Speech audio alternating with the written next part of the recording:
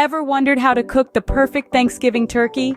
The symbol of tradition, love, and flavor. A good bird fills your home with a celebratory aroma. Stick around to unravel the secret to the perfect Thanksgiving turkey.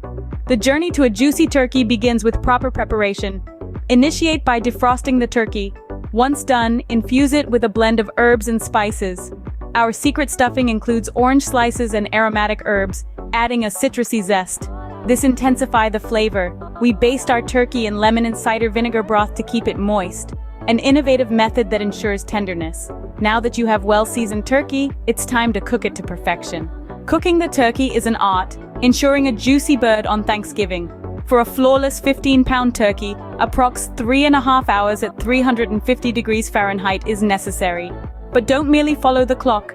A thermometer is your trusty ally in this culinary pursuit.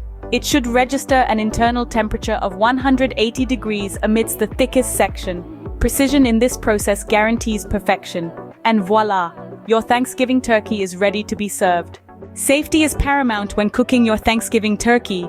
Always monitor the cooking process to avoid fires. For deep frying, place it outdoors, keeping a safe distance from buildings for fire safety.